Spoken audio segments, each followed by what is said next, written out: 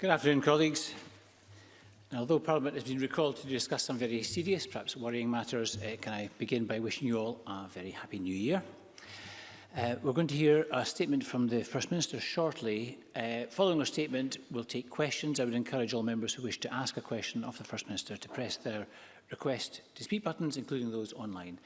And can I invite the First Minister to make a statement? Presiding Officer, before I begin today, I would like to mark with great sadness the passing of one of the former members of our Parliament, Kay Orrick.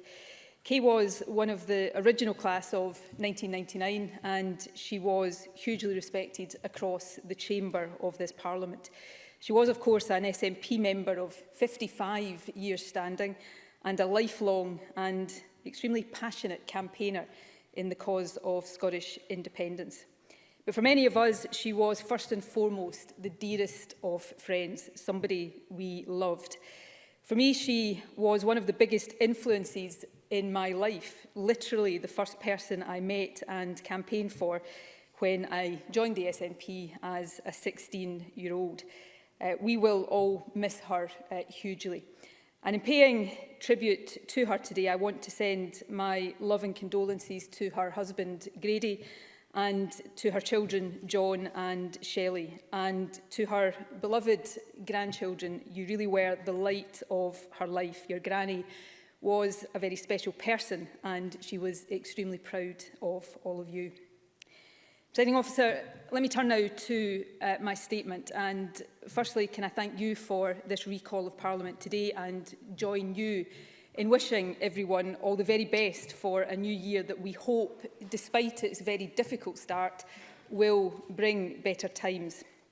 The Cabinet met this morning to assess the up-to-date COVID situation, which I must say at the outset is extremely serious, and to discuss what further action is necessary to minimise further spread of the virus. I will set out the decisions we reached shortly.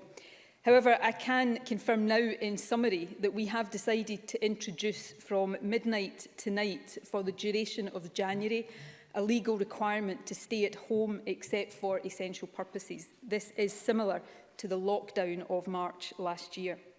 However, before I set out these decisions in more detail, I want to take the opportunity to explain in some detail why they are so necessary.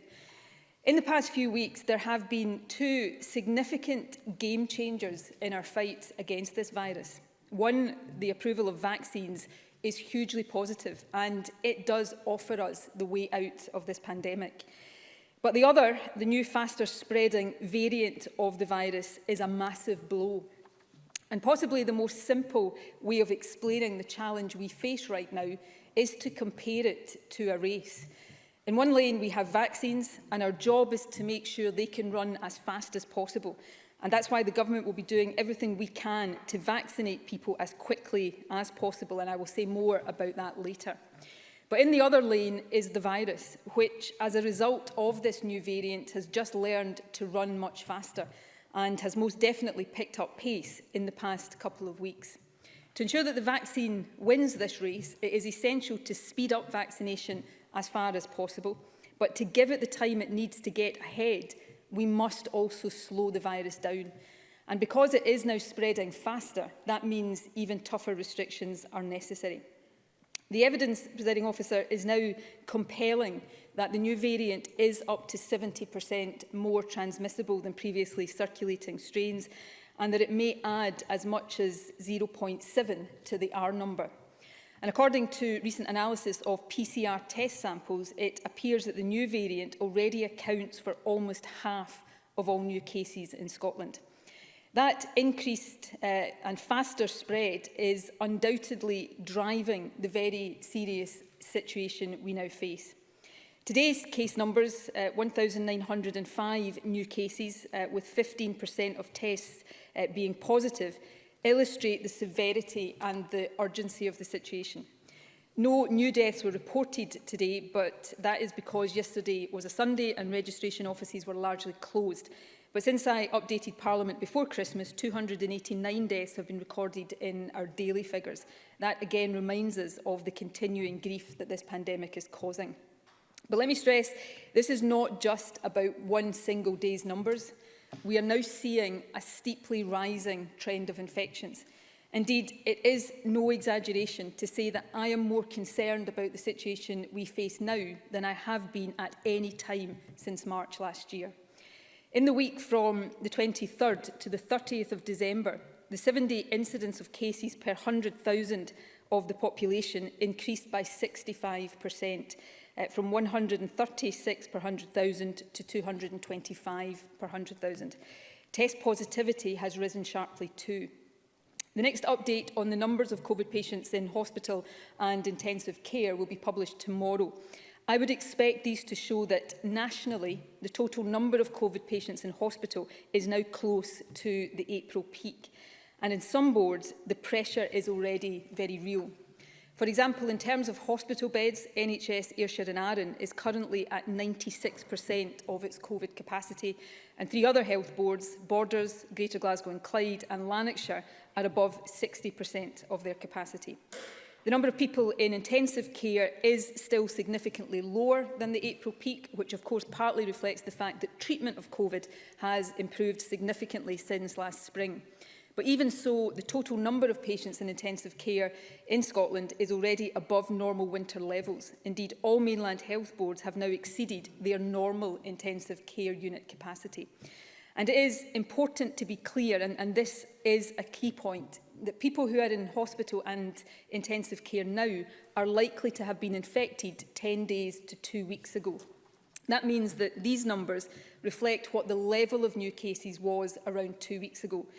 And given that the number of cases has increased significantly since then, that means we can expect to see significantly increased pressure on the NHS over the course of this month.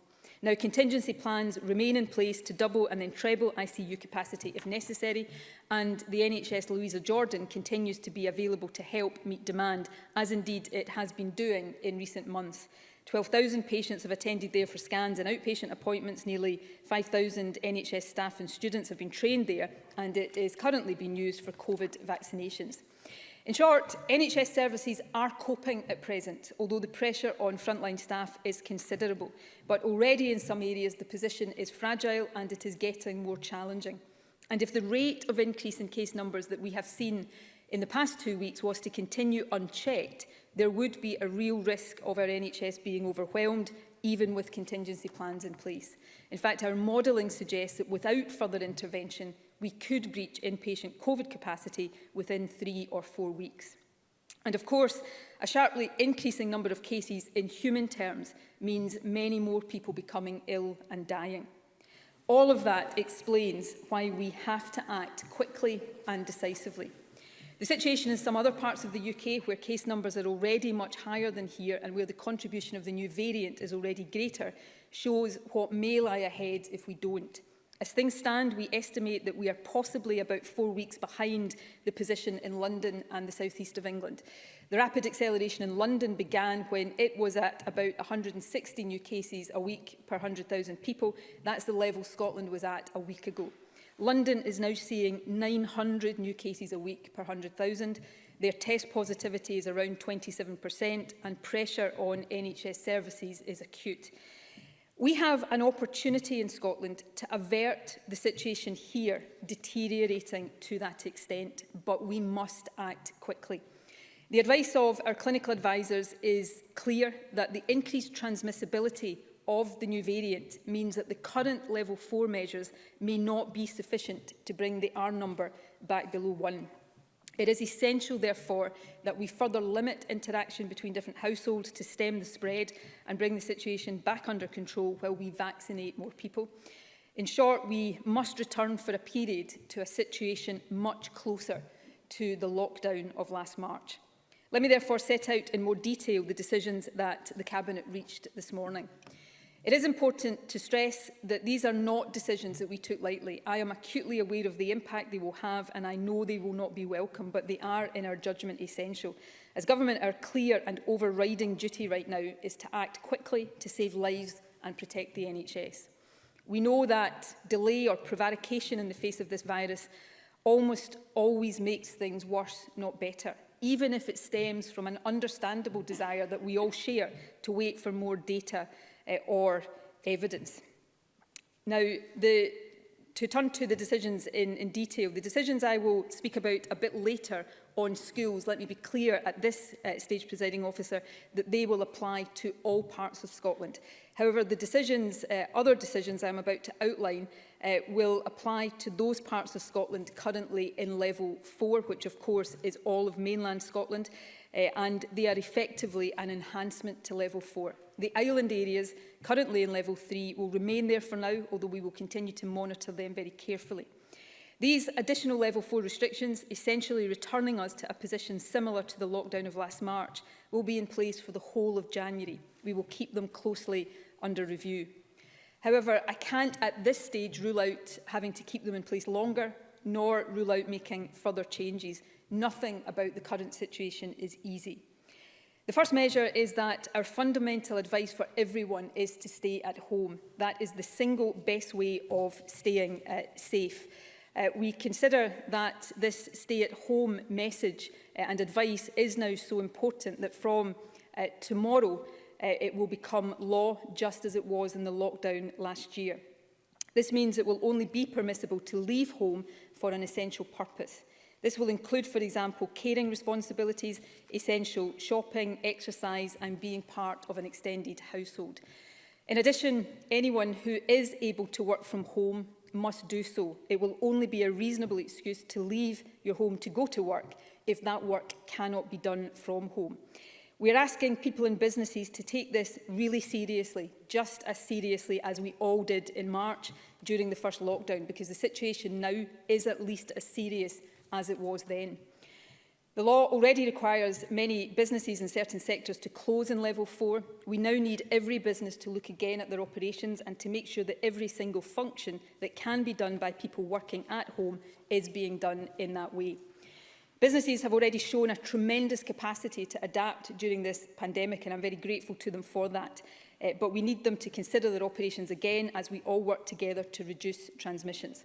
The Economy Secretary will be speaking to business organisations about this, including later this afternoon, and we will engage with trade unions on these issues too, and we will continue to consider if more regulatory action is required. We are also providing today new guidance to people who are in the shielding category. If you were shielding and you cannot work from home, our clear advice now is that you should not go into work at all. The Chief Medical Officer is writing to everyone who falls into this category, and his letter will count as a fit note for those who need it. Under the lockdown last year, unlike the lockdown last year, the frequency of outdoor exercise is not being limited. It is important for physical and mental health that we can get outdoors for fresh air and exercise as much as possible. However, from tomorrow, the rule on outdoor gatherings will change. As of now, up to 6 people from 2 households are able to meet outdoors. Given the greater transmissibility of this new variant, we consider it necessary to restrict that further. From tomorrow, a maximum of 2 people from up to 2 households will be able to meet outdoors. Children aged 11 and under will not be counted in that limit, and they will also be able to play outdoors in larger groups, including in organised gatherings. However, for everyone else, including 12 to 17-year-olds, outdoor exercise should only take place in a way that is consistent with the 2 people from 2 households rule. In addition, strict travel restrictions remain in place across Scotland. From tomorrow, if you live in a level 4 area, as the majority of us do, you cannot leave home except for an essential purpose. When you do go out, stay as close to home as possible and stay away from crowded places. And it remains the case, and let me stress this point, that no one is allowed to travel into or out of Scotland unless it is for an essential purpose. Presiding Officer, a number of other measures will come into effect on Friday of this week. It is with real regret that we consider it necessary for places of worship to close during this period for all purposes except broadcasting a service or conducting a funeral, wedding or civil partnership. I'm well aware of how important communal worship is to people, but we believe this restriction is necessary to reduce the risk of transmission.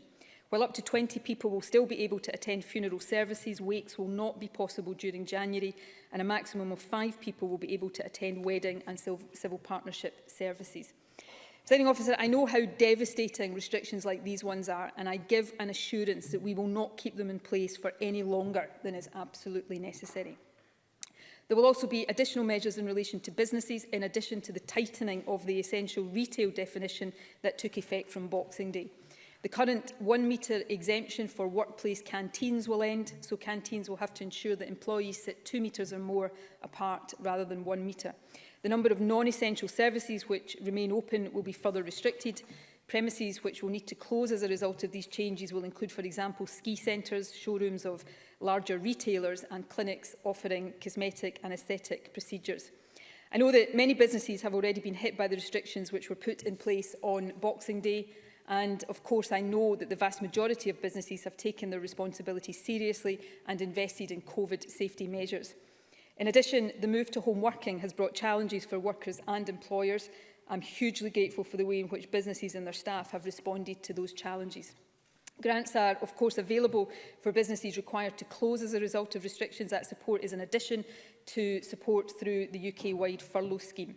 The Scottish Government's financial support for businesses during the pandemic currently totals more than £2.3 billion, but we will continue to assess what more we can do, either in closure grants or other forms of support, to help businesses and those who work for them.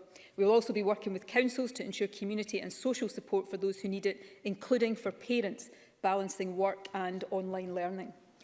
We will confirm additional resources for these purposes later this week. Presiding Officer, the final substantive issue I want to address before giving an update on vaccination relates to schools. We announced before Christmas that most school pupils would learn remotely rather than in school until Monday, 18th January. I can confirm that we have now decided to extend that date and keep schools closed to the majority of pupils until the 1st of February. We will review this again in mid-January. The change will apply to all pupils except vulnerable children and children of key workers, and it includes nursery schools as well as primary and secondary schools. There's no doubt at all that of all the difficult decisions we have had to take today, this was the most difficult of all, and its impact is, of course, the most severe. The evidence to date makes clear that thanks to the hard work of school staff and pupils, schools in Scotland have been low-risk environments for COVID. We will work with partners to ensure that can remain the case. That will include ongoing work on testing in schools and discussions about when, in the context of the overall programme, it will be possible to vaccinate school staff. And I want to be clear that it remains our priority to get school buildings open again for all pupils as quickly as possible and then keep them open. But right now, two factors mean that it is not consistent with a safety-first approach for all children to attend school in person. First, the overall level of community transmission is simply too high. We need to get transmission down before schools can safely reopen. A period of online learning will also, in turn, help us to do that. The second reason is that there is still significant uncertainty about the impact of the new variant on transmission amongst young people. We therefore have to adopt a cautious approach at this stage, and that's why most pupils will be learning online for at least the rest of the month. We will review on 18th January whether they can, as we hope, return to school on the 1st of February. I know that remote learning presents significant challenges for teachers, schools, parents and young people, and we will work to support children and parents throughout this. The Government, Education Scotland and local authorities are working together to further improve the remote learning options available for schools. And it's also worth highlighting that since schools returned after the summer, more than 50,000 devices such as laptops have been distributed to children and young people to help with remote learning. More devices are being distributed by councils on a weekly basis, and in total we expect our investment, which builds on existing local authority action, to benefit around 70,000 disadvantaged children and young people across the country. I also want to stress one final point. Just as the last places we ever want to close are schools and nurseries, so it is the case that schools and nurseries will be the first places we want to reopen as we re-emerge from this latest period of lockdown. They remain our priority.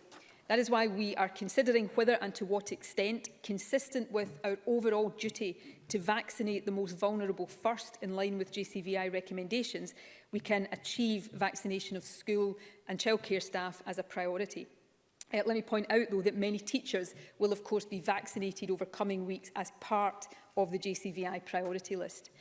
The fortnightly review will not simply be a choice between opening and closing schools. We will always seek to maximise the number of pupils we can safely get back to classrooms and nurseries. So if the evidence tells us we can get some pupils back safely, that is what we will do.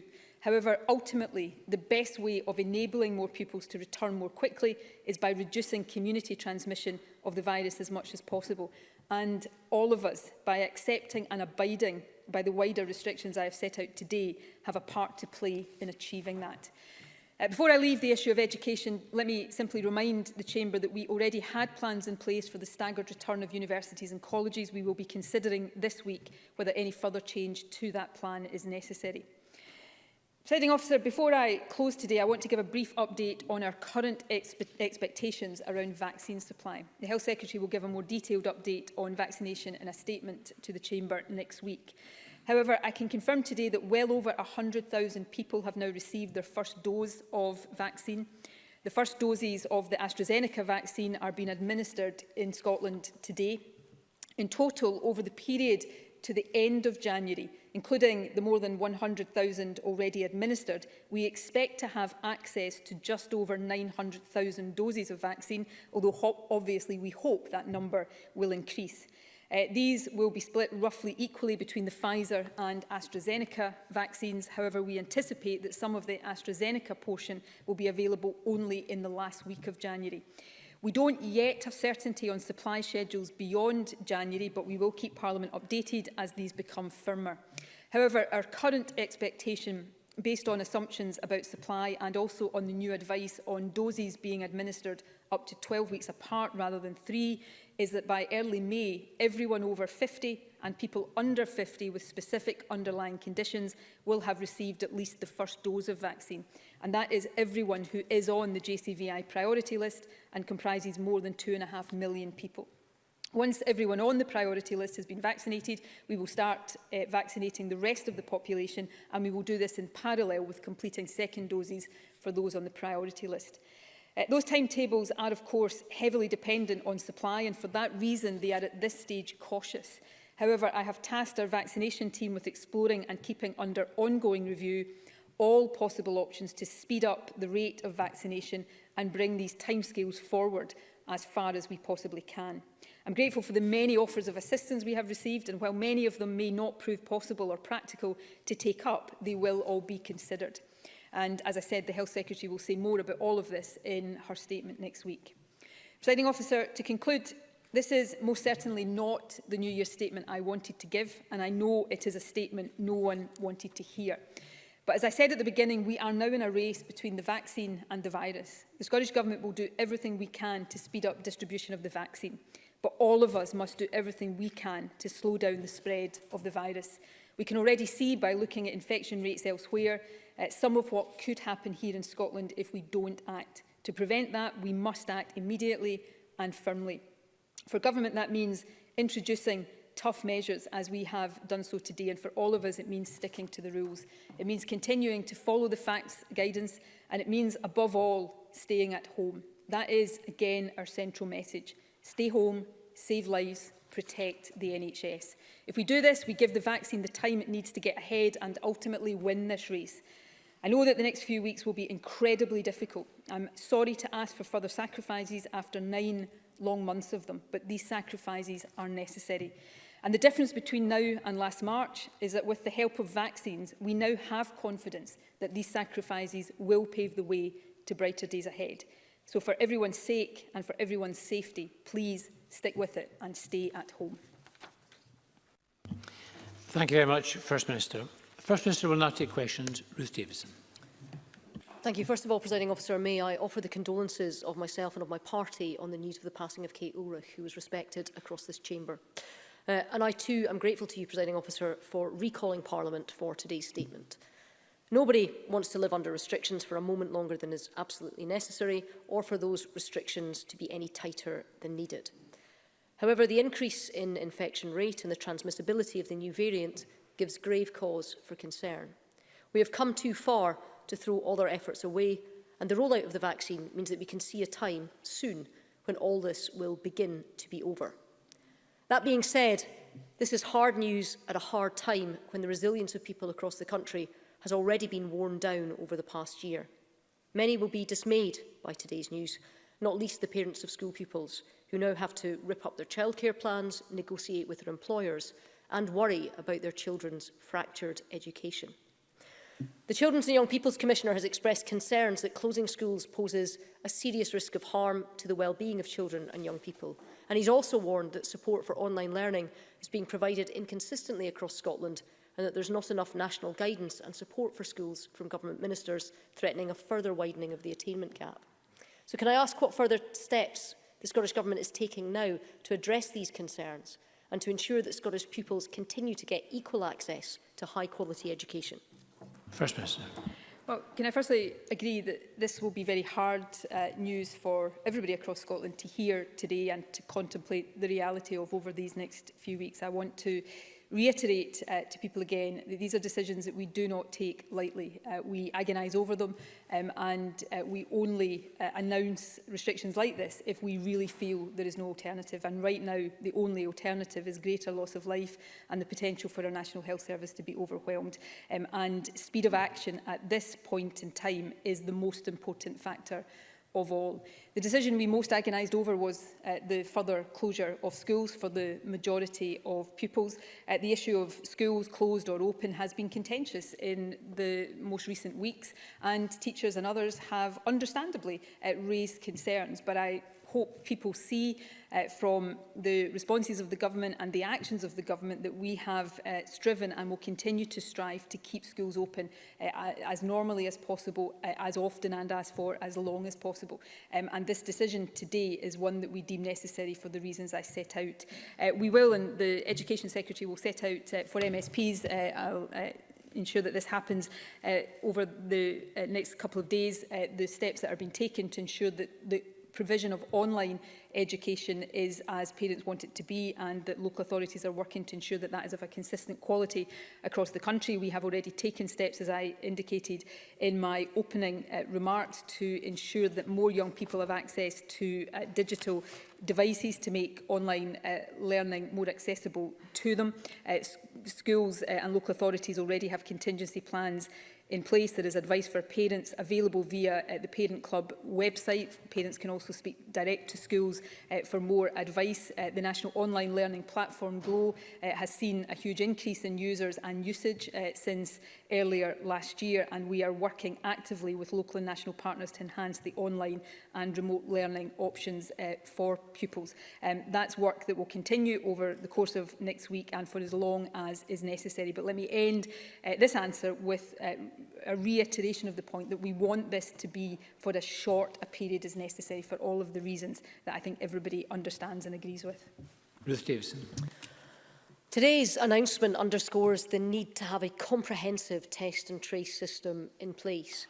In August, the First Minister promised that between UK Government Lighthouse Labs and NHS Scotland facilities that we would have the capacity for 65,000 tests per day. However, the highest number of tests carried out in a single day was 30,619 on Christmas Day, with currently a third of tests carried out by NHS Scotland and the majority by the Lighthouse Labs. She also promised that 3 regional hubs for testing would be open by the end of December, but so far only 2 have done so. The test positivity rate over the last 7 days is now the highest it has ever been since the Scottish Government started publishing this data in August. So can I ask the First Minister, is there capacity in Scotland to carry out 65,000 tests per day? And if there is, why are the actual tests carried out on any day well below half of that capacity? And when will the Edinburgh Regional Hub be open for testing? First Minister. Yes, there is capacity for 65,000 tests a day. That target that we set earlier in the year was met by Christmas. The number of tests, though, that are actually carried out on any given day is largely demand-driven, because it is people who have symptoms coming forward for testing, and we have seen, and I think we will continue to see, that number rise as, unfortunately, this faster spreading strain of the virus infects more people. But the capacity and the demand for testing will often not be numbers that are exactly the same for obvious reasons. Of course, we do increasingly, although some of the asymptomatic testing is not done through the PCR testing that goes through the laboratory network, some of that is now done by lateral flow testing, which don't appear in these numbers. But some asymptomatic testing is done in this way. Care home staff, for example, which we are in the process, through the process of transferring from the Lighthouse Lab network to the NHS NHS Scotland lab network.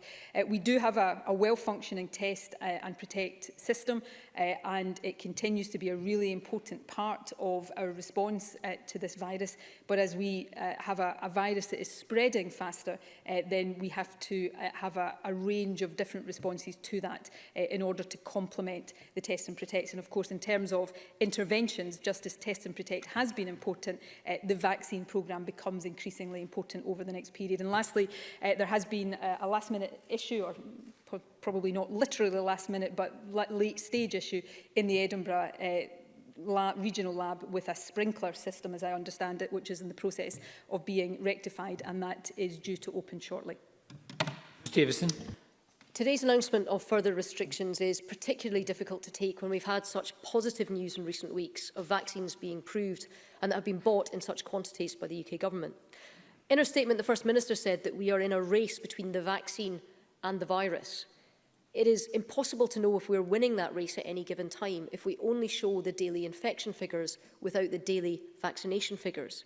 The public needs more information on precisely how the rollout is going, both nationally and in their own area, as well as when they will receive their dose. Also, last week, the Health Secretary said that those aged over 80 will be invited to attend their vaccinations by letter. So can the First Minister commit today to publish not just the national vaccination figures, but also the numbers vaccinated by health boards so that people can see the progress in their own communities? And can she tell us now when everyone in the over 80 cohort will receive their letter with vaccination appointment details? First Minister.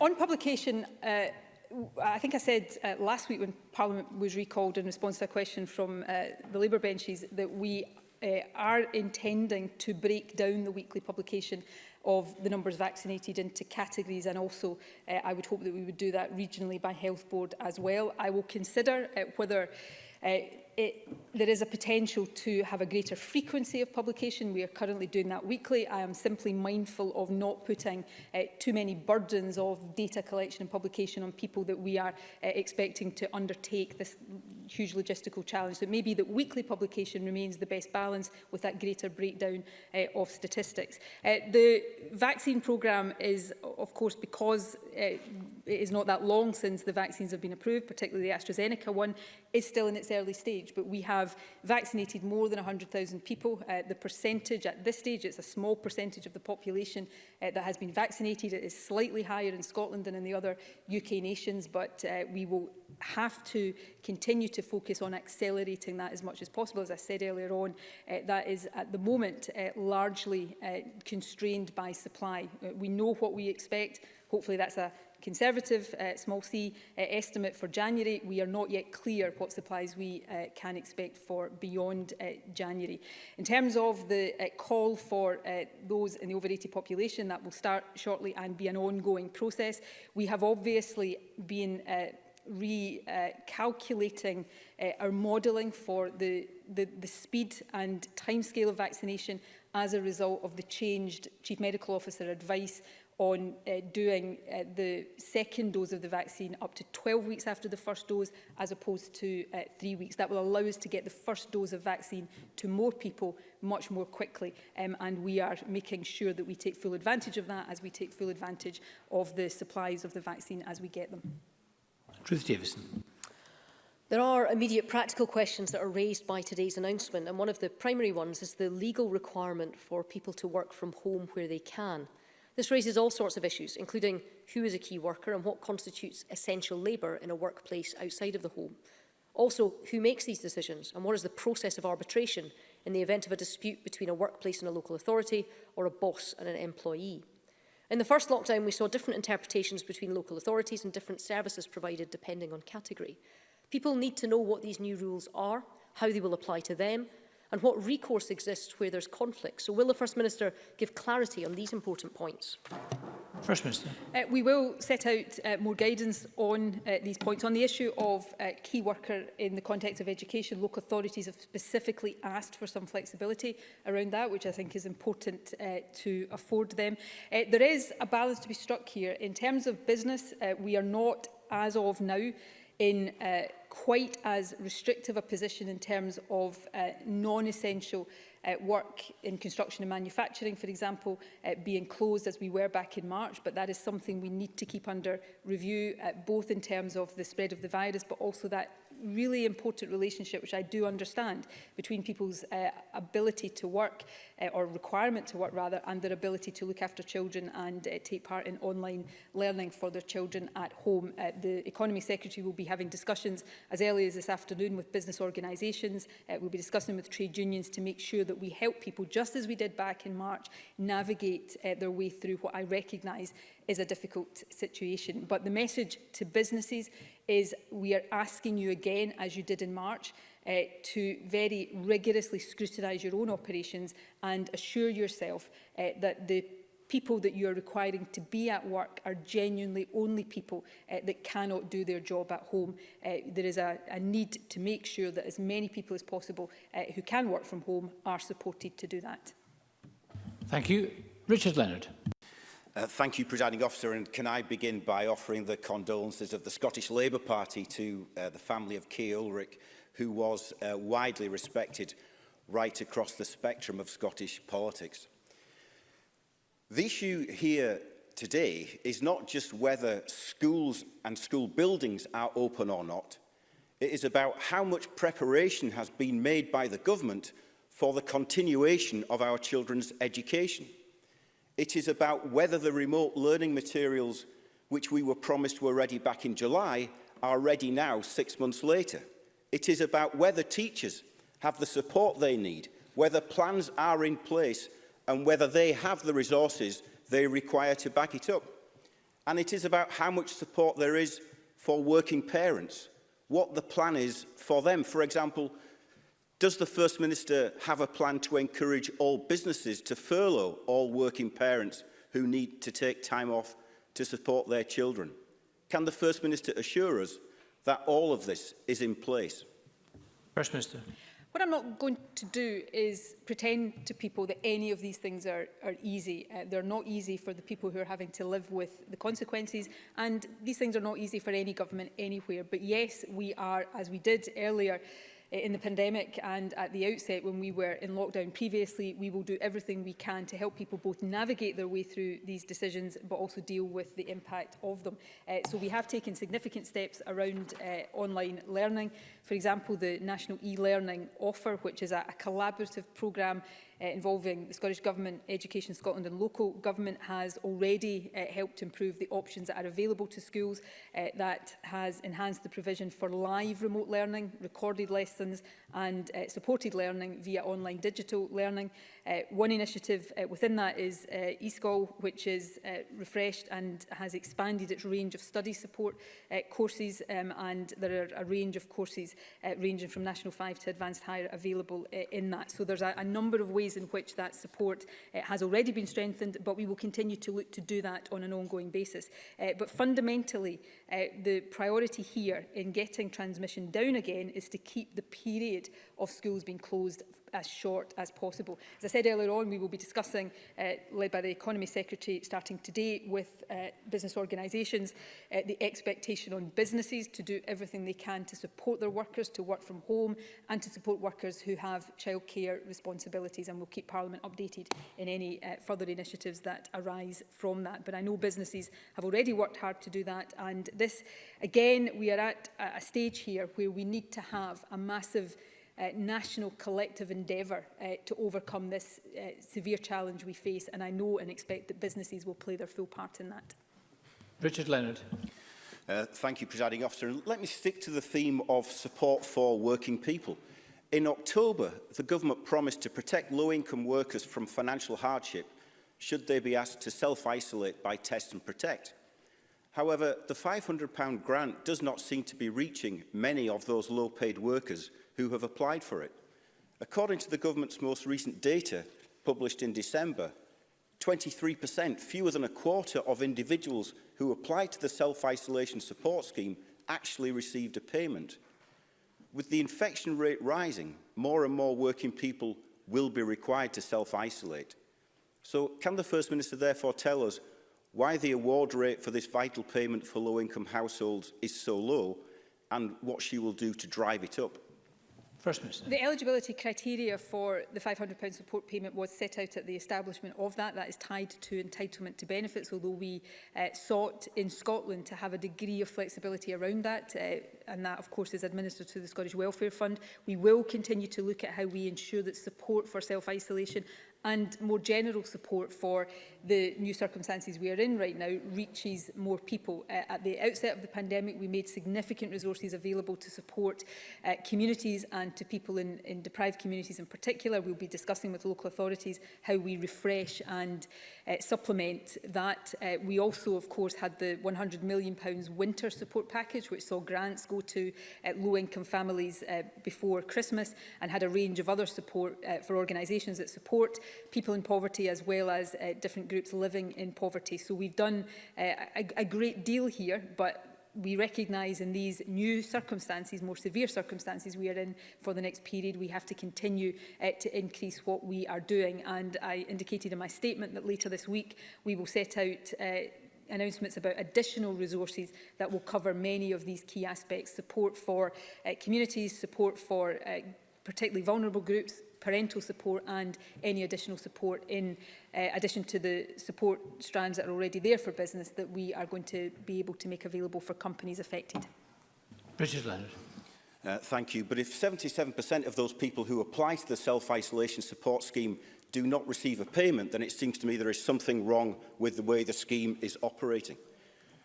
We all recognise that the new variant of COVID-19 demands new action to suppress its spread. The advice from SAGE is that actions such as delaying the second dose of the vaccine is only one part of a comprehensive, ambitious strategy to do this. However, one very senior government advisor less than 2 weeks ago said in response to a question about immunity from the first dose, I quote, "They get a little bit, but it is not like 50% and then another 50%. These numbers are not right, but it is more like 10% and 90%. So the second dose is much more important on top of the first dose." Then a week later, a statement from the Joint Committee on Vaccination and Immunisation said, and I quote them, "Short-term vaccine efficacy from the first dose of the Pfizer vaccine is calculated at around 90%. Short-term vaccine efficacy from the first dose of the AstraZeneca vaccine is calculated at around 70%. Maintaining public confidence in the vaccination programme is critical, but that requires ensuring messages are clear and consistent from all government advisers. Can the First Minister take responsibility for that? And can the First Minister today set out the expected number of people to be vaccinated each week based on current assumptions? First Minister. I take responsibility for all aspects of the government's handling of this. I've never tried to shy away from that. I think consistent messaging is important. I must admit, as an aside, I have struggled week to know what Richard Leonard is actually expecting the government to do. It's gone from easing restrictions to more severe restrictions. So these things are difficult, but I understand the importance of it. Before I come on to the issue of vaccine dosage, which is important, let me just round off the first point on the support payment. We have already extended eligibility for that since it was introduced, and we will continue to look to do that.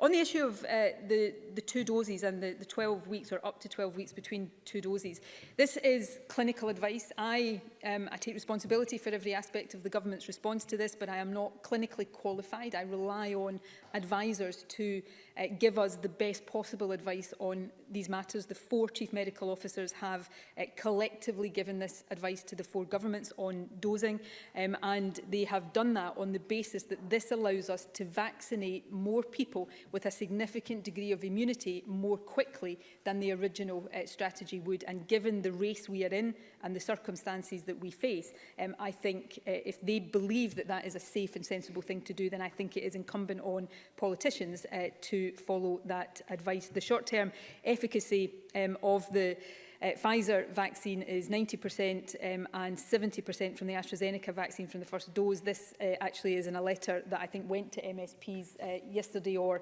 this morning, and I know a briefing has been offered to all MSPs from the Chief Medical Officer on this matter.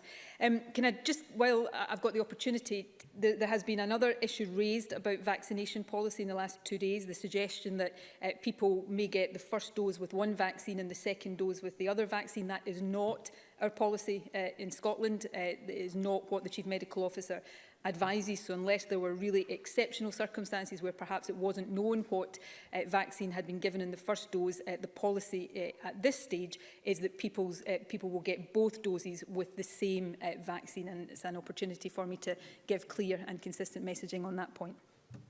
Thank you. Patrick Harvey, who joins us remotely. Thank you, Presiding Officer. Can I thank the First Minister for the statement and, like others, add my condolences and those of the Scottish Green Party to the friends, family and colleagues of Kay Ulrich. Once again, we're seeing the announcement of new measures which everyone will find regrettable, but I think the vast majority of people will recognise are necessary. But with schools closing for longer than planned, there is a need for a package of practical support for parents, not only from government, but also from employers. And those needs will be particularly significant, especially for single parents, those in cramped conditions, and those coping with working from home while schools are closed. People struggled last time, but they got through. They need and deserve our help if they have to do it again. I want to ask the First Minister, though, about the uncertainty about the impact of the new variant on transmission among young people. The First Minister recognised that uncertainty. Does she agree that we will need, over the next couple of weeks before the review period, we will need clarity on those issues? We will need to have answers that give us confidence about that question of transmission among young people, and we need that information before we'll be able to know if it's safe to fully reopen schools, or before we can know what additional measures are necessary to keep them safe. First Minister.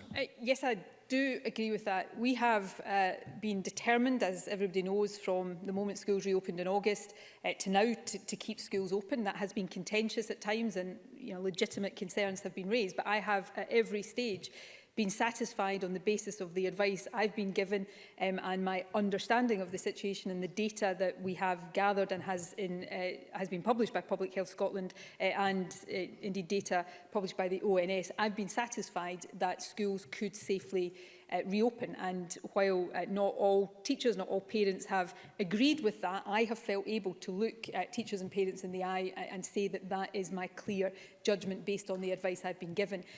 That has changed for this moment in time for the two reasons I set out: the higher level of community transmission and the uncertainty amongst the scientific community of the impact on transmission amongst young people of this new variant. Some evidence or some opinion that I have seen and read and tried to understand suggests it may be more likely to infect young people. Others think that that may be an apparent effect because in England during the November lockdown, schools were open while many of the places adults would go were closed. So we need to understand that more. I hope we will have a greater understanding of that in the weeks to come. But yes, of course, there can be no greater responsibility than making sure the schools we send our children to are safe. And therefore, in order to get schools back open again, as I desperately want to do and will strive to do as quickly as possible, I need to be satisfied in order that I can say to teachers and parents that it is safe to do so. And we will be looking at all of these issues very carefully. But, lastly on this point, before I just briefly touch on the other point Patrick Harvey raised, we all have a part to play here. If we all abide by and accept these tough restrictions that we're setting out today, we can bring community transmission down, and that creates the best possible conditions for getting schools back open. And very briefly, I agree with him that we need a package of support for parents over this next period. The government will play a part in that. We will work with businesses to ensure that they do, and we will be working with councils with additional resources to make sure that that can be made available. Patrick Harvey. It does seem from that answer that if that scientific uncertainty still exists 2 weeks today when the decision about schools is going to be reviewed, then the Scottish Government is committing to taking a precautionary approach.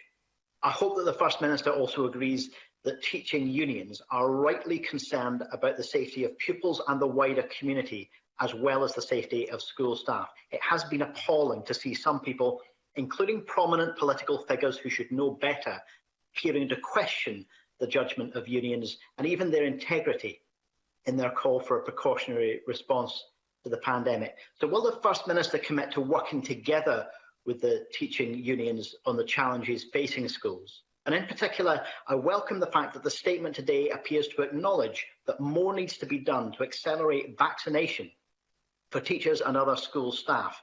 Can the First Minister assure us that teachers and school staff will see meaningful progress on this before the review date on the 18th of January? First Minister. Can I take the opportunity, first of all, not because Patrick Harvey has tried to create an alternative impression, but because there'll be a lot of parents watching this right now. There is no evidence at all that this virus is leading to more severe illness amongst young people. And there is no conclusive evidence that it is even more likely to infect young people at all. And I think it's important to reassure parents. But there are some uncertainties around the impact it has, and whether, even if it's not leading to greater infection risks within groups of young people, whether they may be more likely to carry it and infect older people, whether that's parents or teachers. It's important that we give ourselves the time for the scientific community to come to a more certain view of that. Secondly, we work with trade unions. The Deputy First Minister in particular works with the education unions. They are integrally involved in the Education Recovery Group, which of course met this morning and made the recommendation that I've announced today to Cabinet.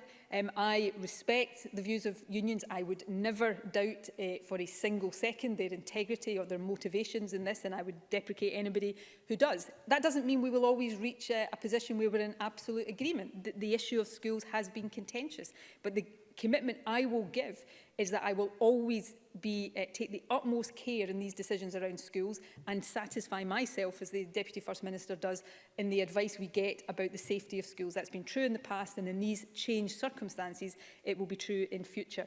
Finally, on vaccination, again, I don't want to in any way oversimplify a complex issue here. We all want to get everybody vaccinated as quickly as possible, and key groups in particular, teachers and school staff, would allow us to give that greater assurance to teachers in the determination to get schools reopen. But we have very clear expert clinical advice about the need to prioritise those who are clinically most at risk of getting ill and dying from this virus. And ethically, we have a duty to make sure that we use the supplies we have to do that first. Many teachers will be in these groups, teachers over 50 or teachers under 50 who have other health conditions. But beyond that, we want to get teachers vaccinated and school staff generally vaccinated as quickly as possible. But we must make sure we are following the advice about those clinically most at need. And we'll be discussing internally in government with our advisors and with teaching unions and local authorities how we can accelerate that whole process, because we understand the central importance of that. Willie Rennie. I wish to express my condolences at the sad death of Kay Ehrlich as well. There will be a price to pay in terms of mental health, economic well-being, health services, inequality and the loss of education.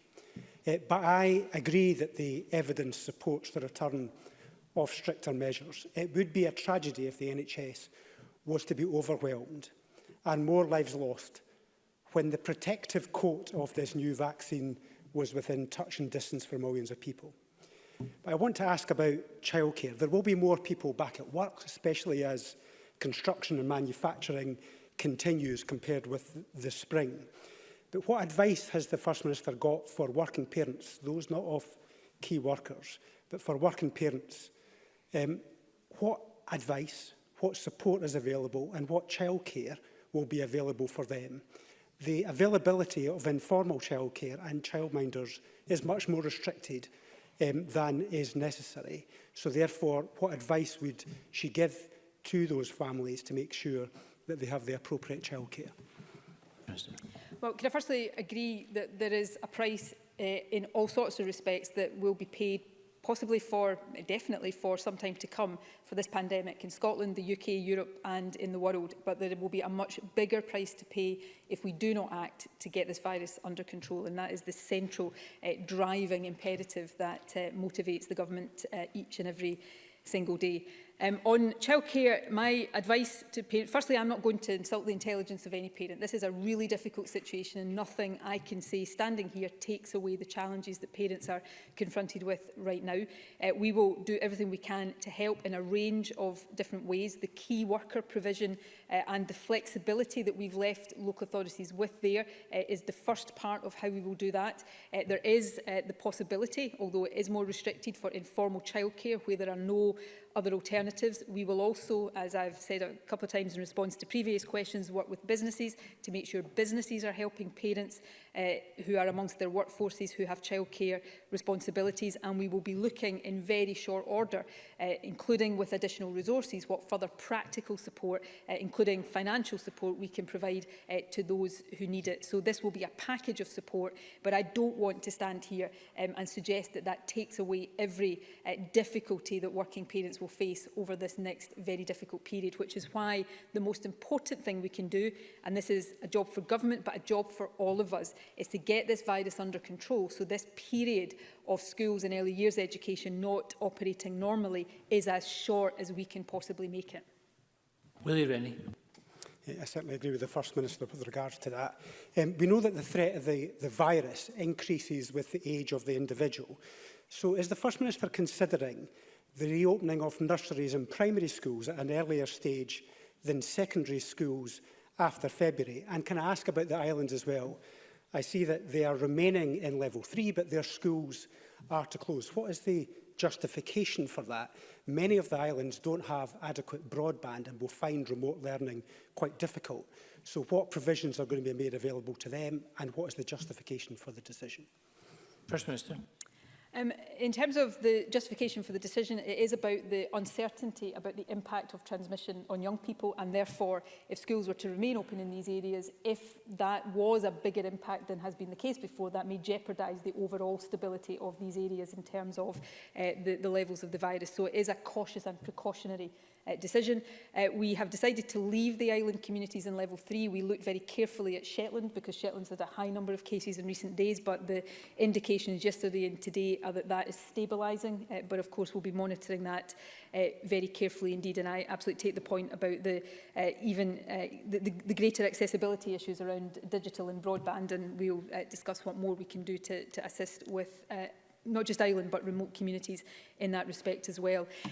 In response to Willie Rennie's first point, yes, we will consider. I deliberately made the point in my statement that when it comes to getting schools back, it will not be necessarily a binary open or closed. If we can get some pupils back ahead of all pupils, that's what we will do. Obviously, one of the things we will be looking at is whether primary schools could come back even before we felt it safe to bring secondary schools back, if we feel it is not safe by the time we get to that review point on the 18th of January. So all of these things will be very much under consideration. We want as many children, we want all children to be in school as normal as quickly as possible, but short of that, we want as many to get back as quickly as possible.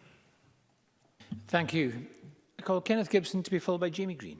Thank you, Presiding Officer. Vaccination is clearly the key to defeating the virus, and so having people trained to inoculate and assist the process is of great importance. In England, volunteers are being put off by having to complete 21 forms, including on such irrelevant topics as de-radicalisation and fire safety. Can the First Minister clarify that the Scottish Government has minimised the bureaucratic impediments to vaccination? And given the new lockdown, what steps will be taken to ensure compliance, as many constituents are concerned that compliance can be patchy, inevitably leading to viral spread? First Minister.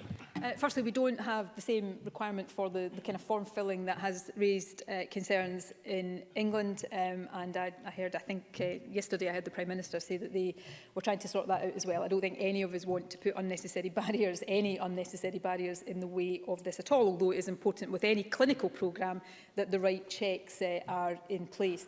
We have around 2,300 vaccinators already registered, and the programme is gearing up as we speak and will gather pace literally with every day that passes right now. Kenny Gibson raises an important point about compliance. the police increase their visibility over the Christmas period in terms of travel restrictions, but we will continue to, and they will continue to see enforcement as a last resort. My message to everybody right now, if you have, which would be understandable given the longevity of this, been finding your compliance with these restrictions dipping, particularly over the Christmas period, if there is ever a point to really think about this and abide by these restrictions, it is now. We face a perilous situation, a more serious situation than at any time since the outset of this, and we cannot afford to have anybody inadvertently spreading this virus. And that's a message to all of us, to make sure that we are redoubling all of our efforts in all respects. Jamie Green, to be followed by Monica Lennon. Thank you. Our inboxes are full of emails from parents and teachers who are concerned about their health, the health of their children and the safety of schools, but also, I think, rightly concerned about education too. The reality is, Presiding Officer, we don't know how long online learning will now last. The question is why 10 months into this pandemic is every single pupil in Scotland still not able to fully access online learning already? And can I also ask the First Minister if it is schools, nurseries and teachers themselves who will provide for the children of key workers, or will local councils be asked to reopen learning hubs? Schools will remain open for the children of key workers and for vulnerable children, and teachers will be part of that. We have set out already the steps we've taken to continually improve the provision of online learning, and that is not something that we think is job done and there's no more to do. That will continue on an ongoing basis. So from the distribution of devices through to the other steps that I've taken, that is something that we take very seriously. We are all concerned about the impact on education, and that's why we want this period to be as short as possible. But I would hope, and given sometimes in the face of pressure to the contrary, for understandable, legitimate reasons, I'm not criticising it, but in face of pressure over the last few months, we have really been determined to keep schools open. I hope nobody will doubt the government's determination to get schools back open again just as quickly as we deem it is safe to do so. Monica Lennon, to be followed by Claire Adamson. Thank you, Presiding Officer. I know the First Minister had a lot of ground to cover in her statement today, but thousands of care home residents have had little or no meaningful contact with their loved ones since last March, and the statement didn't address their needs. What hope can the First Minister give people living in our care homes that they will see their relatives again?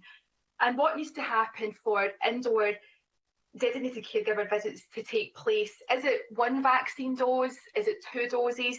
And if it is contingent on vaccination rollout, can she say when that will be complete in care homes? First Minister. Look, we will not have restrictions on place and care home visiting any longer than is necessary. And I can say that, and I know in saying it that that does not take away the pain and the anxiety and the suffering of care home residents and their families who have been through such a traumatic and torrid time over these past few months. But we have a virus that is spreading perhaps 70% faster than the previous strain of the virus that we know took such a toll on care homes, and therefore we'd be negligent if we did not give very stringent advice about the need to restrict indoor care home visiting in particular.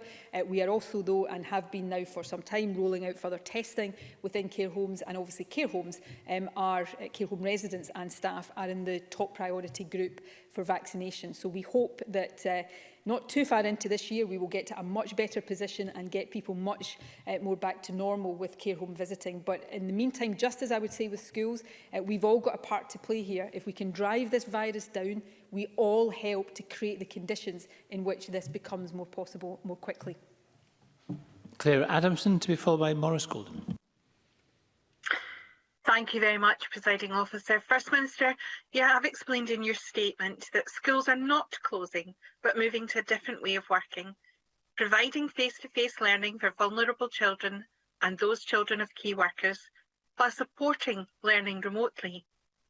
Given the very serious situation that the First Minister has laid out today, this will inevitably bring new worries, stresses and strains on the whole staffing complement.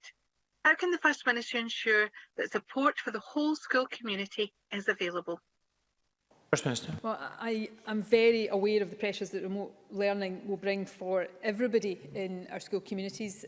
Schools, of course, already have contingency plans for remote learning in place, and I know have thought through issues around staff workload and deployment. I want to be very clear to parents, carers, children, young people in particular that although it may feel as if they're not alone in this, no one is expecting parents or carers to replace teachers. Schools should be able to provide families with written or digital materials to support learning at home, and of course the national e-learning offer, which I've already spoken about, is helping to improve the options available. Of course, if parents or others have questions about support, they should contact their schools in the first instance. But again, the point I've made many times before, all of this underlines why it's so important to get this situation under control so that we can get our schools open again as quickly as possible. Thank you. Maurice Golden, to be followed by Ian Gray. Thank you, Presiding Officer. Scottish Chamber of Commerce described today's news as another blow for our economic recovery. Thousands of businesses are still waiting on support from July, and now we have returned to a full lockdown. More support requests are inevitable. Can the First Minister today answer when will the outstanding claims from July be processed? Will the 8 new schemes announced on December the 9th all launch as planned this month? And when will those businesses receive their first payments? And finally, for those businesses that must close as a result of today's announcement, can the First Minister outline when they will receive support? First Minister. Well, I know this is a blow for businesses. Today is a blow for everybody. But I make the point, and I don't make this to sound because I'm not in any way unsympathetic to the plight of businesses or anybody else, but things will be much, much worse if we don't take firm, decisive action now to get this virus under control. And we don't have to look too far to see how much worse things will get if we prevaricate now and delay taking necessary actions, which is why this is tough. I don't want to be standing here announcing this, but it is necessary in order to avoid the situation deteriorating. Businesses that are waiting from July, it is highly likely that businesses have not been eligible for the support they applied for, and in some circumstances, unfortunately, that will be the case. There is a range of funding streams that are already open, and businesses that are newly required to close will be able to apply for those. So the Strategic Framework Business Fund is open now. There is also the Local Authority Discretionary Scheme, which as the title would suggest, is discretionary for local authorities to meet the needs of businesses that fall through the cracks of other schemes, and may also be available for those who are not eligible for other support schemes. And there's a range of funding strands for different sectors of the economy as well. So there's significant support already there. I've said openly before, it will not compensate every business for every loss, but I would encourage businesses to make sure they apply for all that support, and we will continue to look at what more we are able to do in the weeks ahead. Thank you. Ian Gray, to be followed by John McAlpine. Thank you. The First Minister has explained why plans for schools in January have changed. These plans, previously announced, did include teachers and school staff returning to school this week, to staff hubs and to lead remote learning for other pupils. Many teachers and school staff listening to today's statement will be unsure now whether they should plan to go into school or not. Can the First Minister provide clarity on what our expectation is? First Minister. Well, we would expect teachers to still be in schools to help with the provision of key worker and vulnerable children, but my key advice to teachers, of course, is to take their guidance from their employer, which is their individual school and local authority. And of course, we work through the Education Recovery Group to make sure that that is within a framework that is consistent and understandable to local authorities and to schools. John McAlpine, to be followed by Donald Cameron. Thank you. Clearly, the size of the local authority areas such as Dumfries and Galloway and the borders potentially gives many residents there quite a far distance to go to shop for essential goods or undertake exercise compared to more urban authorities. Can the First Minister explain whether there are restrictions on the distance that people can travel, and how do we encourage more people to stay at home and close to home if they do go out? First Minister. This is an important issue, but it's one where it is not easy to get the balance right. We want to restrict travel as much as possible, but we have also got to be careful that, particularly in urban areas, if we restrict by distance too much, then we end up, people, when they go out for outdoor exercise, end up congregating in very confined spaces. So we are trying to get that balance as right as possible. The stay-at-home regulations will come into force from midnight, and like the travel regulations, they have exceptions that allow people to go for essential essential shopping, for exercise and for other essential purposes like caring for a vulnerable relative. And I cannot stress this enough, particularly when it comes to exercise and shopping, people should stay as close to home as possible. And while it's important for everyone's well-being that they take exercise outdoors, people should travel only locally to get to a safe, non-crowded place to exercise in a socially distanced way. Just as was the case in March, this is a time for people to stay at home because that's how we save lives and protect the NHS. Donald Cameron to be followed by Jackie Bailey. Donald Cameron. The First Minister spoke about vaccinating everyone on the JCVI priority list by early May. However, there is still considerable uncertainty about when and where groups on that list will be vaccinated in each health board area. And while this is of course dependent on supply, as has been recognised, can the First Minister commit to publishing precise timescales and locations across Scotland for each group on the priority list, and thus bring some much needed clarity to members of those groups waiting to be vaccinated? First Minister. The Health Secretary reminded me that every MSP got sent last week a communication that had a map of every health board's initial plans for vaccination in terms of the GP and community provision. If any members have not received that, then the Health Secretary will be happy to send that again. There are some issues that we cannot be definitive about right now because of what I've set out, the remaining uncertainties about overall supply schedules and the time phasing of the schedule of supply. That information is becoming clearer all the time, and I hope will become much clearer and much firmer in the days ahead. And as it does, we will make sure Parliament is updated on that, and crucially, of course, as people start to get the invitations for vaccination, that will become very clear to the public as well. We are following the clinical priority list of the JCVI, which is important to do because that is based on the people most likely to get ill and die if they get this virus. That list in totality is, I think, about 2.7 million people, and that's the list that our reasonably cautious plan at the moment says that we will complete at least the first dose of everybody on that list by early May, but we want to accelerate that if it is possible to do, and that's what we've tasked the vaccination team with, exploring all options to achieve. Jackie Bailey to be followed by John Mason. Given that this is a race against time, rolling out the vaccination must be a top priority. So can I ask the First Minister, if we can provide daily reports on COVID-19 cases, can we not also provide daily reports on the number of people vaccinated? I did in fact receive the Health Secretary's communication, but as I recall, the anticipated timescales for vaccinations weren't included. Can that be provided as soon as possible? And will she consider using retired NHS staff who have experience of giving injections to help accelerate the programme? And finally, given the reports in the Sunday papers about NHS Greater Glasgow and Clyde, I welcome her comments on the government's policy position, but what practical action has she taken to ensure that those getting second doses in that health board area will have the same vaccine? First Minister. Well, we've been very clear about that. The Chief Medical Officer is clear about that. I've been clear about that today. It will be the policy, unless the scientific advice at a later stage is clear that something different can be done, the policy will be that people get 2 doses from the same vaccine, unless there are very exceptional circumstances where there wasn't a record of the first vaccine they got, but that should not happen. So that's clear nationally, and that is clear for all health boards. Look, the precise timescales weren't set out because we are not yet able to do that for the reasons that I have set out. As this information becomes firmer and clearer, we will set that out. I've set out as much as I can today, and that hopefully becomes clearer almost on a daily basis at the moment.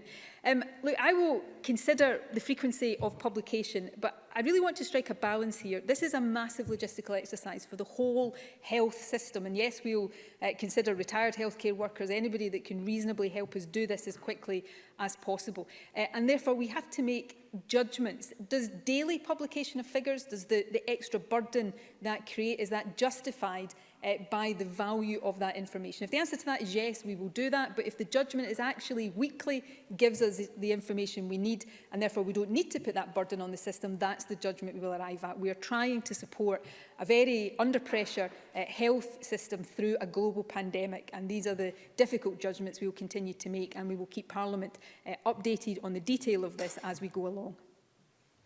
John Mason, to be followed by Ross Greer. Thank you. Mental health is obviously extremely important to people, and perhaps especially for people living on their own, of which I have to say I am one. I mean, some people enjoy being on their own, but other people find it a struggle. And in particular, going to a place of worship can also be quite important for single people in that situation. Can the First Minister say anything to them? First Minister. I can say I am desperately sorry we are in this position.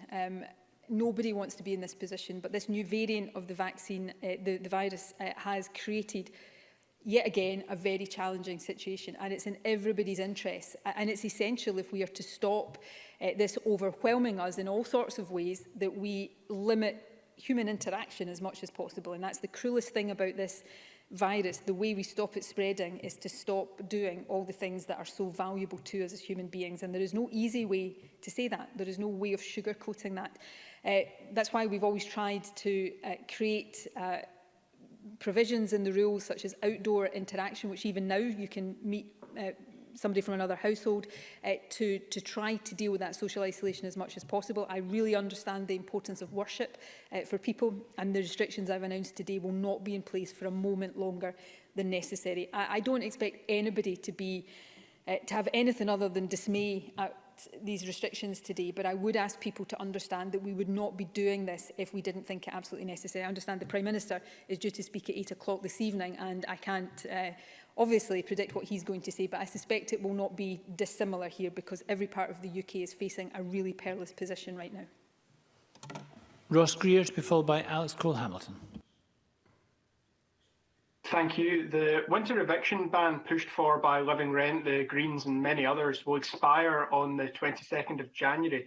Evictions during a lockdown and the worst surge yet of the virus would be grossly unjust, but also downright dangerous. Will the Scottish Government extend the evictions ban until the end of the furlough scheme in April?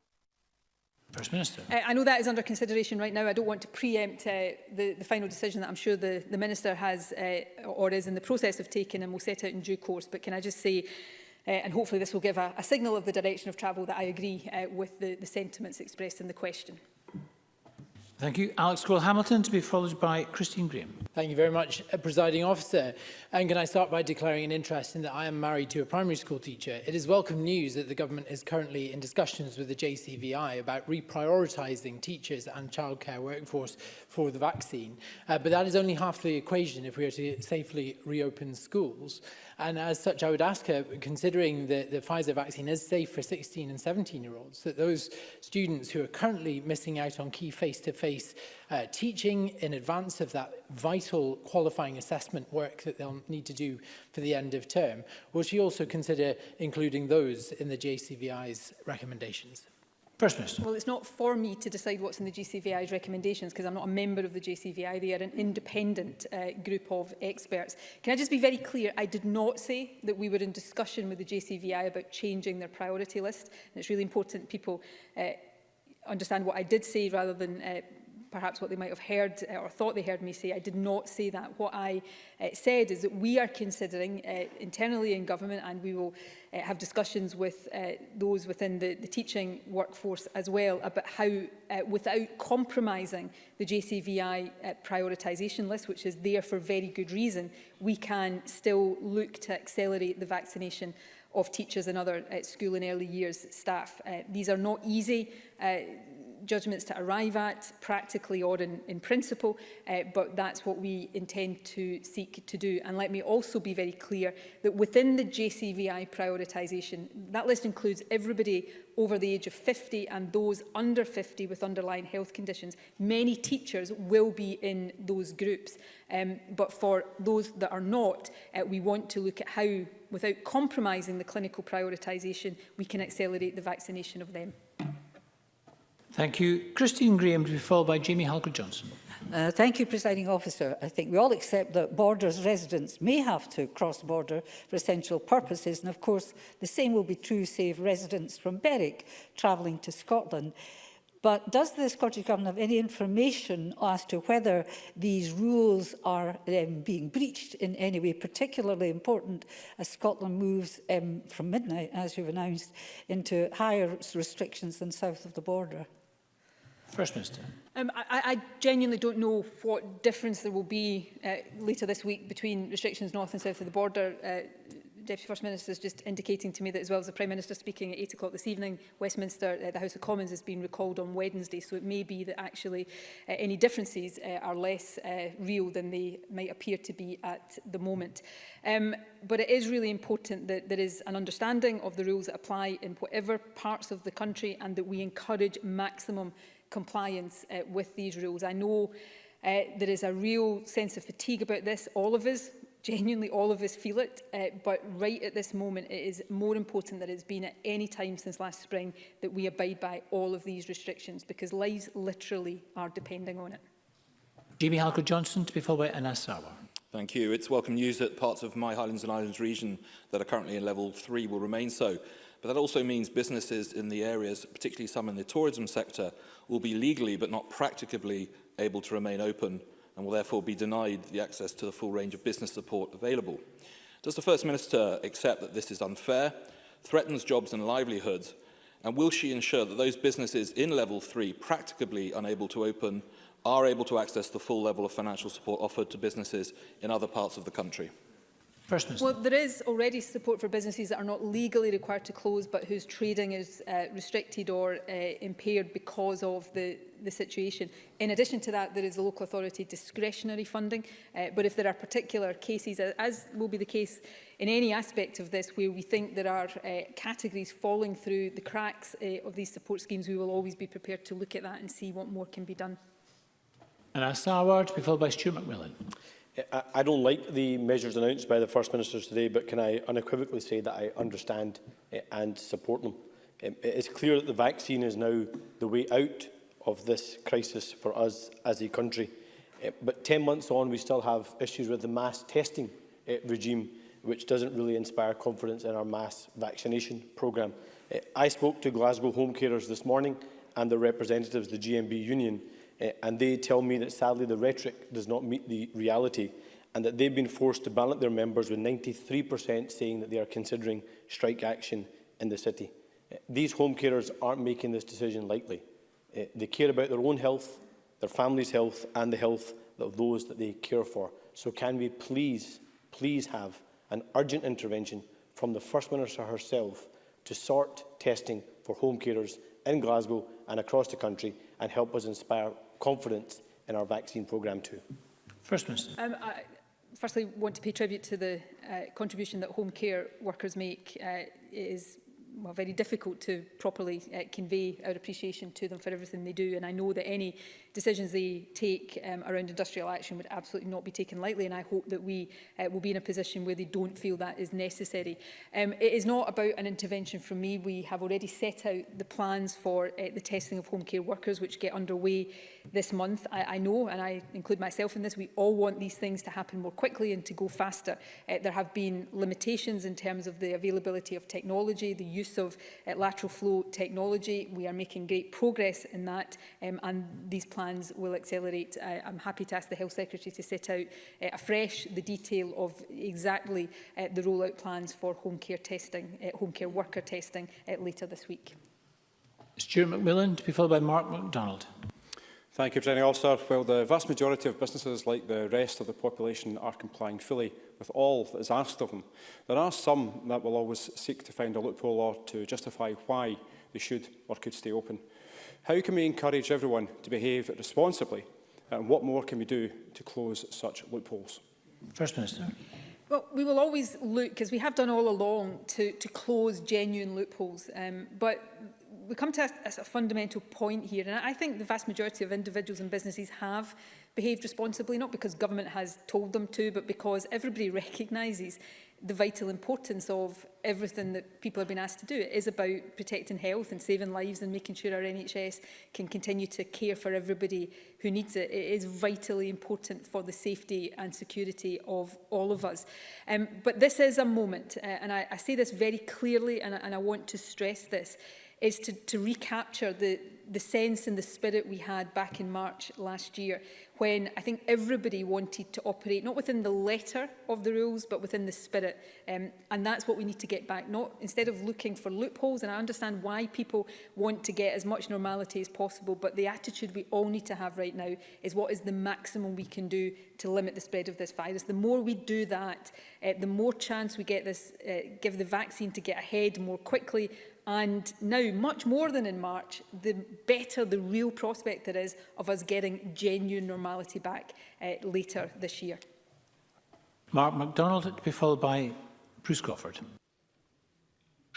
Thank you, Presiding Officer. While I'm entirely supportive of the measures the First Minister has outlined, having undertaken homeschooling during the last lockdown and being a parent of a child with additional support needs, I'm acutely aware of the difficulties that many families will face where one or more child has a disability or additional support need in delivering home learning, able to do that for all children on an equitable basis. How tightly will the definitions of vulnerability that the First Minister has alluded to be drawn, and what steps will be taken to give appropriate support to families with children with additional support needs and disabilities to ensure that they can provide equitable home learning for all of the children in their household? First Minister. The responsibility on the part of local authorities and schools, and indeed the government, is to meet the needs of every child. Now, we are requiring to do this right now in very difficult and unique circumstances, but that responsibility continues to be there. There is flexibility on the part of councils around the definitions of vulnerable and also key workers, children, and that helps them ensure that that can be done. And within the support that is being made available to schools and then from schools to families, the particular needs of children with additional learning needs and children with disabilities is incredibly important. And I know that schools and local authorities are very cognisant of that. Bruce Crawford, to be followed by Liz Smith. Thank you, Presiding Officer. First Minister, while we may yet face some of the darkest days of the pandemic, do you agree that it's even more vital that people are given hope and greater certainty that brighter times lie ahead? We know that our amazing NHS staff will step up and perform when the vaccines are delivered to them. But I believe it would greatly help people to get more medium to longer term certainty from the vaccine manufacturers about production volumes as well as timescales for delivery to the NHS front line. Can I therefore ask what more the Scottish Government can do in discussion with the UK Government and of course the vaccine companies to provide that greater certainty for the medium to long term? First Minister. Firstly, I do think it's really important to give hope, and it feels today very difficult to be standing here talking about hope. But if I can use my race analogy again, back in March, the virus was in a race of its own. There was only one lane, and it was the virus, and we were all just desperately trying to slow it down and bring it under control. This time, although it feels very dark and difficult today, we have this other lane with the vaccine in it that can, we hope and we expect, win the race over the next few months. So that does give hope that these sacrifices this time are absolutely paving the way for brighter, better and much more normal times ahead. In terms of procurement, we obviously continue to do procurement on a four nations basis through the UK Vaccines Task Force. Just to be clear, that is not, as some have used the language of, the UK buying vaccines for us. That's about all four nations pooling our resources and our efforts to make sure that we get the best position there. These are new vaccines. COVID vaccines have been authorised for supply for just a matter of weeks, and we're working with counterparts in BASE, the Department of Health and Social Care and Public Health England, to establish a reliable supply schedule for boards to support their programming of vaccination. And I've set out what our expectations of supply are. The Health Secretary and I, before Christmas, had discussions with Pfizer about their supply expectations, and we intend to have the same discussions, or seek to have the same discussions with AstraZeneca over the next period. Thank you. Liz Smith, to be followed by Alec Rowley. Could the First Minister answer a question that I was asked by a vulnerable constituent this morning? Has just moved from north of England to Kinross and not yet been able to register with a GP, and told that maybe some weeks yet. Does he require to have that registration before he can obtain a vaccination? First Minister. Instead of seeking to give an answer to that very specific and very important question here, I'm going to go away and make sure I double check and get the answer right, and I'll get the answer to Liz Smith for forward communication to our constituent as soon as possible, and then we'll make that information available for the purposes of anybody else who might be in the similar position. Thank you. Alec Rowley, to be followed by John Scott. Thank you, Presiding Officer.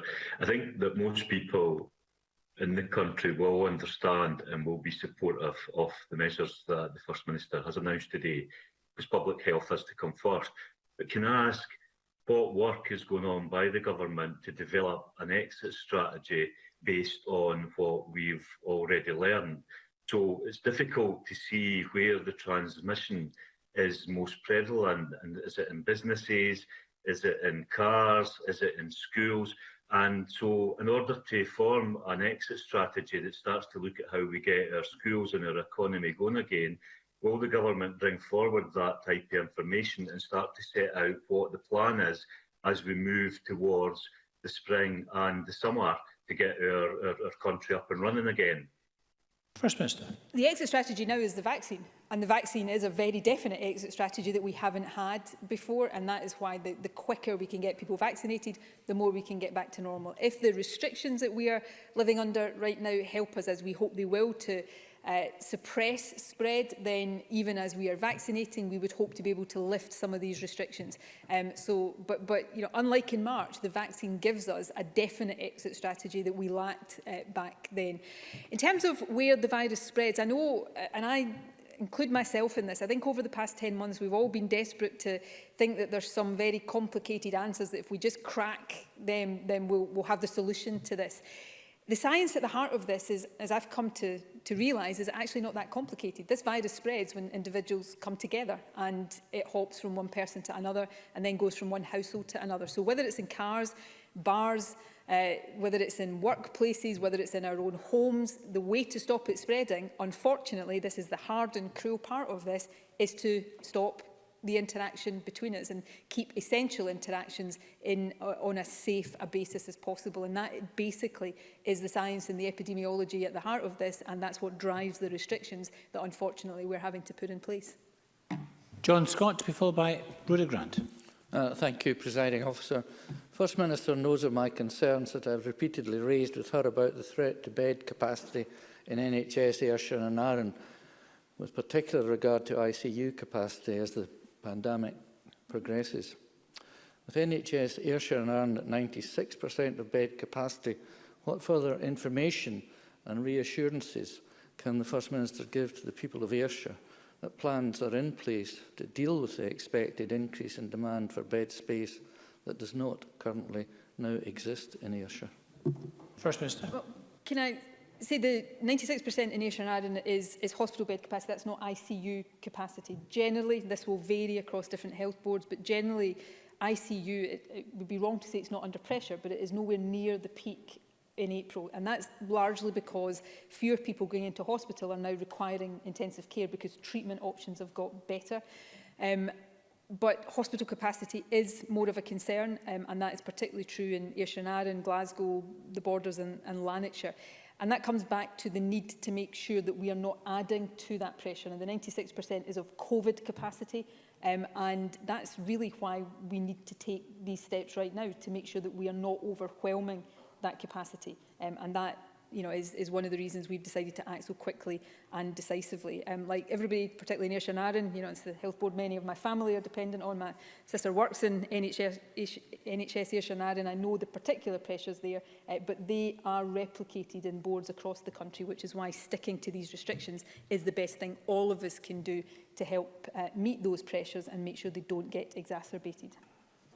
Thank you. Rhoda Grant, to be followed by Miles Briggs. Thank you, Presiding Officer. I have raised with the Scottish Government previously the issue of home testing in the Highlands and Islands, where quite often people did not have access to home testing. I received a letter saying that more priority mailboxes had been set up along with couriers to make sure that this now happened. But I have heard today of a case in Skye, at least one case, where the courier did not return to pick up the home test, and the person undertaking the test was then forced use a normal mailbox to return it, and as far as I know, has not received results for this test. This again calls into question the testing regime and what access people have in remote rural Scotland. Can I ask the First Minister what she will do to ensure that everyone has equitable access to testing? First Minister.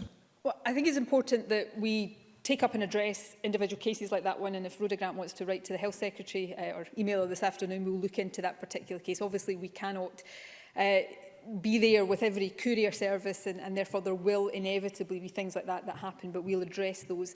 Those individual cases, though, while important, do not necessarily indicate a whole system that is flawed. The home testing system is run through the UK-wide system, and we will continue to take up any issues there with the UK Government and work with them to resolve them. We have also been expanding the network of walk-in centres and will continue to do that. But anybody, whether it's about testing or any other aspect of this, if there are individual issues constituents are experiencing, please let us know these so that we can address them and also check whether they are indicative of a wider system problem or just isolated cases.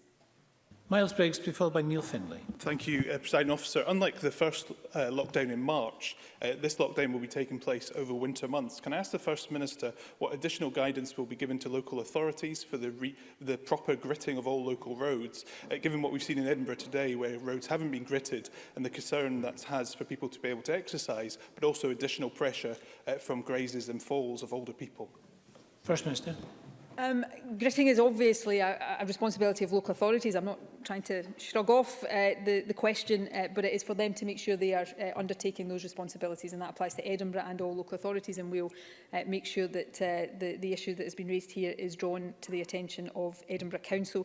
Clearly, one of the different aspects of what we face now is the concurrent risks that we face. Now, we've had that with the ending of the Brexit transition period. Weather is another one of the concurrent risks, and that is very much that the integrated nature of our planning seeks to address all of those. But of course, we rely on our partners, and they are part of our resilience framework to make sure that they are taking seriously those responsibilities, as I know all councils do. And Neil Findlay. During the first lockdown, MSPs were inundated with workers who were concerned about being told to return to work. Will the Government immediately establish an employee helpline for all workers, unionised or not, so they can get free, impartial advice on their rights and their health and safety at work? And also in the first lockdown, those who were shielding received free food and essential items from the Government. Will this happen again? First Minister. Yes, we will be making sure that there is provision of support for people in the shielding category who need it in terms of food or other supplies. We did have an arrangement, a hub-type arrangement that helped us to resolve issues around workers and employees in the first part of the pandemic. I will certainly take away the need for us to revitalise and re-establish that, because it's important that we do help workers navigate through these issues, and I'll make sure that once we've worked out how exactly that will happen this time, we get that information to all MSPs as quickly as possible. Thank you very much. And that concludes our statement. There's no further business this afternoon, so can I thank colleagues for their participation in this recalled session. And I close this meeting.